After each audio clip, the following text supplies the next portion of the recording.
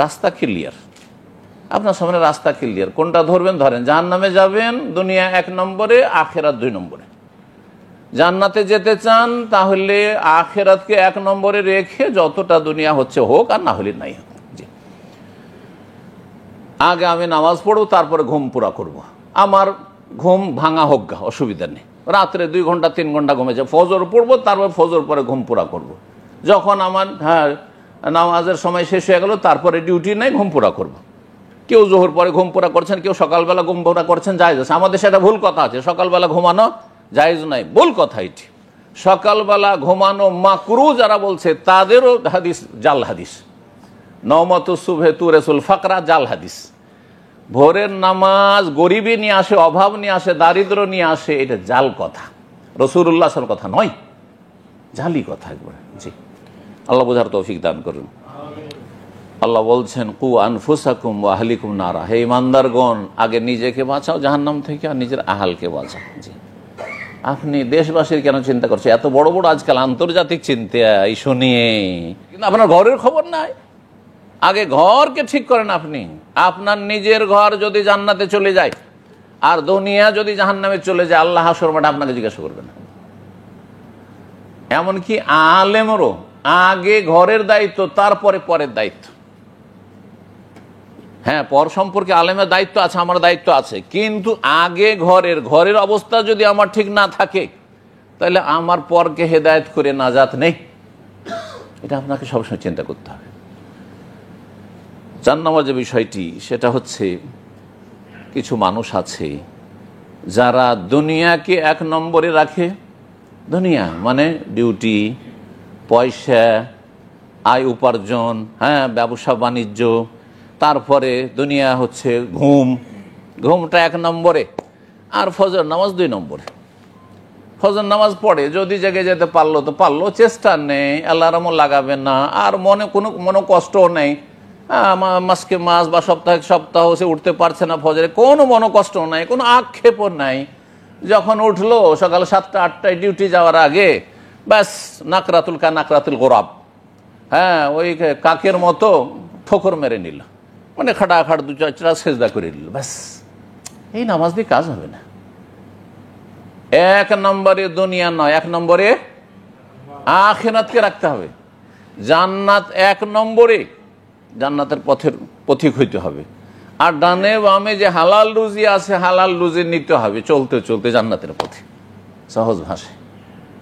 যদি এমনটা হয় আপনার লাইফটা, যে আগে আমার নামাজ, তারপরে আমার ঘুম, তারপরে আমার রুজি রোজগার, তারপরে আমার ব্যবসা বাণিজ্য, তারপরে আমার ডিউটি। আমরাও যদি বলে কোনো জায়গায় পশ্চিমা দেশ ঘুরে এলাম, অনেকে আছে জুমা পড়তে পারি না, আমরা মোটেই জায়েজ না এরকম চাকরি করা, যে আপনি মাসকে মাস বছরকে বছর জুমা পড়তে পারবেন না, আপনি জুমা পড়তে দেয় না, আপনি চাকরি করবেন, সেই চাকরি হারাম। এটা একজন মুসলিমের জন্য, এটা কাফেরের জন্য ছেড়ে দেন। যে জুমার সময় ডিউটি করতে হবে, অমুসলিম ডিউটি করবে সেই ডিউটিটা, হ্যাঁ, আপনাকে সেই ডিউটি করতে হবে। আপনার জন্য মেলা হালাল রাস্তা আছে। নামাজের ক্ষেত্রে আজান হচ্ছে, আপনাকে ফরজের সময় দিতে হবে, ফরজের সময় দিতে হবে। বিড়ি সিগারেট খাওয়ার সময় দিচ্ছে লেবারদেরকে, আর আপনাকে ফরজ 4 রাকাত নামাজ পড়ার সময় দেবে না, যাতে 5-7 মিনিট লাগবে। 7 মিনিট থেকে 8 মিনিটে 4 রাকাত নামাজ হবে, মানে সর্বনিম্ন যেটা নামাজ। জি, সন্ন্যতগুলো না, সন্ন্যতের আগে আপনার ডিউটি, যদি ফরজ থাকে ডিউটিতে চলে যান, আপনি লম্বা সন্ন্যত ধরাবেন না আপনি। কারণ অনেক জায়গায় এইরকম মালিকের সাথে এরকম আপত্তি তখন উঠে আসে, যে নামাজ পড়তে গেলে আধা ঘন্টা পাস করে দেয়, এখন তো 8 মিনিট 10 মিনিট নেবে। সিগারেট খোর যদি সিগারেট খাওয়ার জন্য বিরতি নিতে পারে, তাহলে আপনি আল্লাহর ইবাদতের জন্য বিরতি নেওয়ার বেশি হক রাখেন। জি, এনার যে অধিকার আছে, যদি দেয় এই অধিকার, তাহলে ডিউটি করবেন, আর না হলে আল্লাহর জমিন প্রশস্ত রয়েছে। আলাম তখন আরদুল্লাহ ওয়াসিআ, আল্লাহ বলছেন আল্লাহর জমিন প্রশস্ত নয়, ফাতুহাজিরু ফিহা, সেখানে চলে যাও, সেখানে রিজিক দিবে আল্লাহ রাব্বুল আলামিন। জি, কিন্তু ঘুমের সময়টা তো আপনার সময়। কেন ঘুমাচ্ছেন আপনি ফজরের নামাজে? কেন ঘুমাচ্ছেন আপনি আসরের নামাজে? ঘুমিয়ে থাকছেন। আপনি জোহরের সময় নামাজ পড়তে মসজিদে যাবেন না, আপনি ঘরে আপনি পাকশাক করছেন, নিজের সময়কে সেভ করছেন। আপনি কিয়ামতে জবাব দিতে হবে। 1 নম্বরে আপনার দুনিয়া হয়ে গেছে। এই মর্মে অনেক কথাই রয়েছে, কিন্তু 1-2টি আয়াত দিয়ে, কোরআনে কারীম দিয়ে শেষ করি, কারণ আমার কাছে এখনও 6টি পয়েন্ট রয়েছে। সূরা নাজিয়াতের 37 থেকে 41 নম্বর আয়াত, এই 4-5টি আয়াত আল্লাহ কি বলছেন শুনেন। ফাআম্মা মান তাগা, যে সীমা লঙ্ঘন করলো, ও আসার আল হায়াত দুনিয়া, এবং পার্থিব জগৎকে প্রাধান্য দিল। প্রাধান্য দেওয়া মানে অগ্রাধিকার দিল, 1 নম্বরে রাখলো। সহজ কথায় দুনিয়া আপনার 1 নম্বরে। দুনিয়া হচ্ছে ঘুম, একটু আগে বললাম, ঘুমানো আগে নামাজ পড়ে, ঘুম পুরা হওয়ার পরে উঠলে উঠলাম, না হলে না উঠলাম, পরে নামাজ পড়লাম। যারা এই কাজ করবে এটা সীমা লঙ্ঘন করলো। আগে আমার ডিউটি, আগে আমার চাকরি, আগে ব্যবসা, আগে আমার কম্পিউটারে হিসাব আছে, এই আছে সেই আছে, আমার অনেক ব্যস্ততা আছে, করে তারপরে আগে আমি একটা কাস্টমার পেয়েছি, কাস্টমার পৌঁছাবো, তারপর নামাজ পড়বো, নামাজ রক্ত পার হয়ে চলে যাচ্ছে। 1 নম্বরে যারা রাখবে দুনিয়াকে, আসার আল হায়াত দুনিয়া, সীমা লঙ্ঘন করলো, ফাইনাল জাহিমা হিয়াল মাওয়া, জাহান্নাম তাদের বাসস্থান। কত শক্ত কথা রব্বুল আলামিনের। দুনিয়া 1 নম্বরে, নামাজ 2 নম্বরে, রোজা 2 নম্বরে, পারলে পারলাম, না রোজা ছাড়লাম রমজান মাসে, তাহলে জাহান্নাম হচ্ছে আপনার ঠিকানা। আল্লাহু আকবার। আল্লাহ বলছেন পক্ষান্তরে, ও আম্মা মান খাফা মাকামা রব্বিহি, যেই ব্যক্তি রবের সামনে দাঁড়াইতে হবে এই কথাকে ভয় করলো, রবের সামনে হাজিরা দিতে হবে ভয় করলো, ওয়া নাহান নাফসা আনিল হাওয়া, অন্তরে ভয় আছে আল্লাহ, যে হাসর মাঠে আল্লাহর সামনে হাজিরা দিতে হবে, জবাব দিতে হবে। সুতরাং নিজেকে কুপ্রবৃত্তি থেকে, নিজের মনকে কুপ্রবৃত্তি থেকে, পাপাচার থেকে বাঁচিয়ে রাখো। ফাইনাল জান্নাত হিয়াল মাওয়া, তাহলে জান্নাত হচ্ছে বাসস্থান। তাহলে জান্নাতের ঠিকানা নিতে চান, যদি বাসা নিতে চান, তাহলে কি করতে হবে?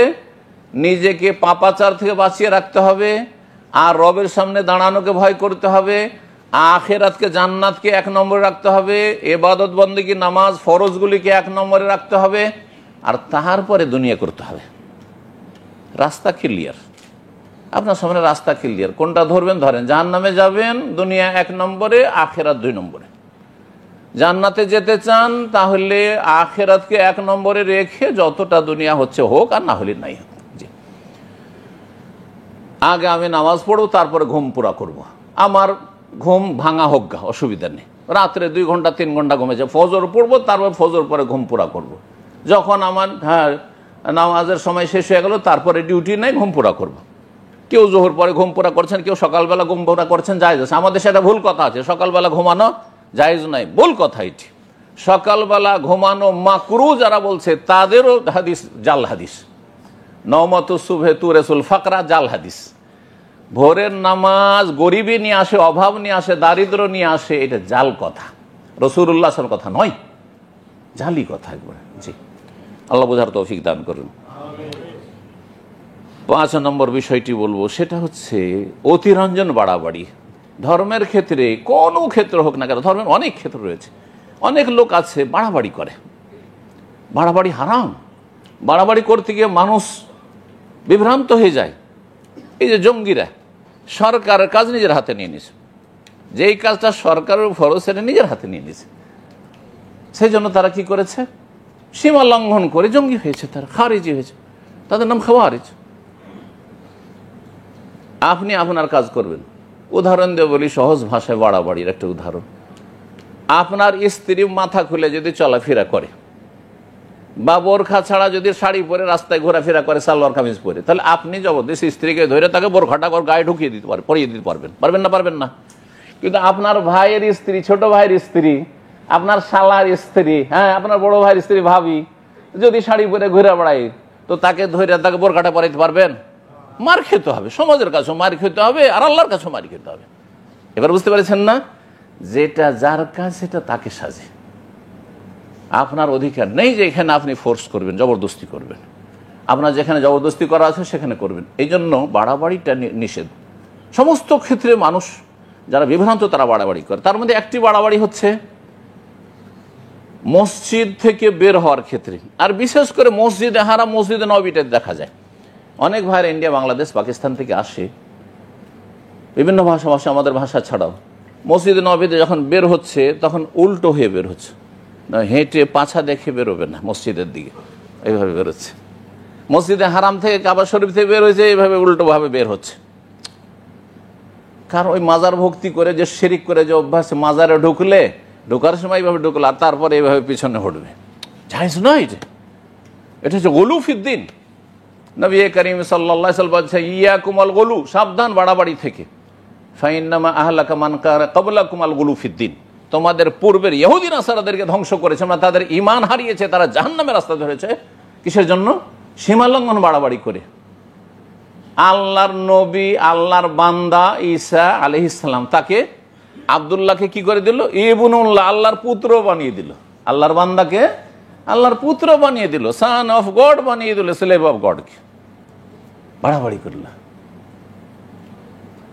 বাড়াবাড়ি ছাড়াছাড়ি ইসলামে নেই। যেমন কারো মানহানি করবেন না, মসজিদের মানহানি করবেন না, যে মসজিদ আপনি কাশপোটা ফেলবেন, মসজিদকে ময়লা আবর্জনা করবেন, হ্যাঁ, মসজিদে এসে আপনি দুর্গন্ধ ছড়াবেন, মসজিদে আপনি থুথু ফেলবেন, এগুলো হচ্ছে মানহানি করা।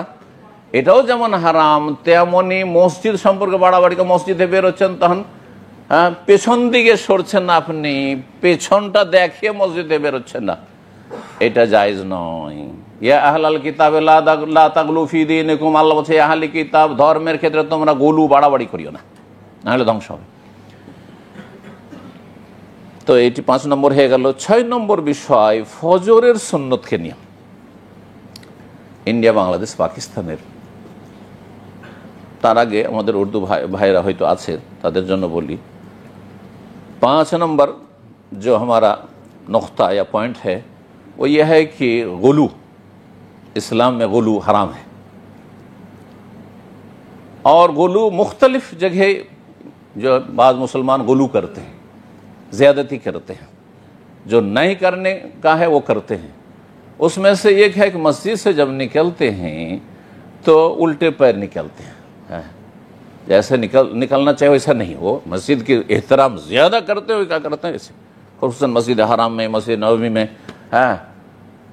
उल्टे पैर वो निकलते हैं। ये जायज़ नहीं है, ये हराम है, ये बिदअत है जी,